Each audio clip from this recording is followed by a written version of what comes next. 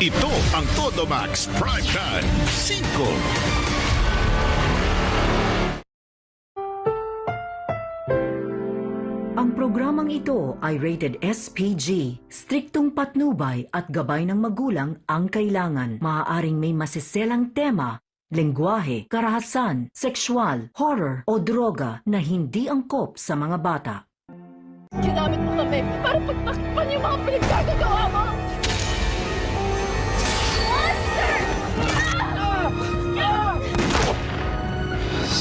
Monster! Kapalan mo ko, Ton. Hindi ako, kuya.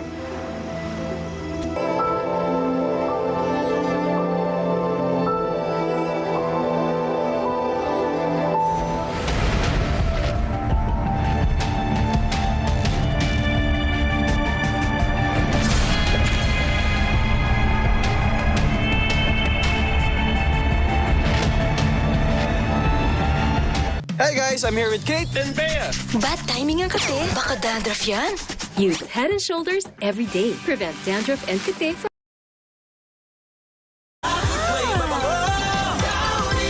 Kahit makapal, kahit tuloy sa loob, perfume bango all day. Ready makipagkaibigan? Toddlers are exposed. Not an accepted way of livelihood and does not solve financial problems.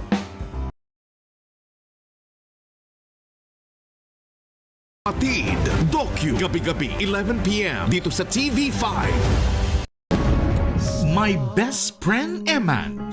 Abangan sa TV5. Karahasan, sexual, horror o droga na hindi angkop sa mga bata.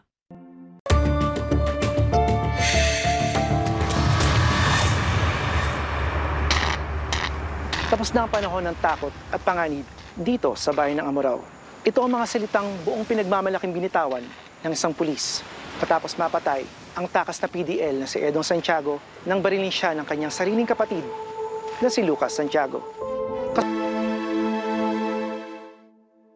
I can't believe after all that, it was him, your uncle. Sakit-sakit isipin na dala-dala niya yung bigat na yun. All on his own. Lahat ng tao may mga mali. Pero kahit ganun ay, kaya pa rin nilang magbago kung gugustuhin nila at mag-effort sila. Hindi na may babalik pa ang buhay ni Edong Santiago. Pero pwede pang itama ang kwento. Alam ko, pag nakikita mo ako, mahirap. Naaalala mo yung ginawa mo.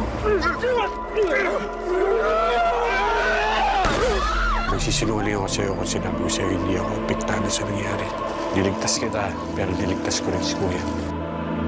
Sana, nahanap mo na yung kapayapaan ng pinagkait sa'yo ng mundo.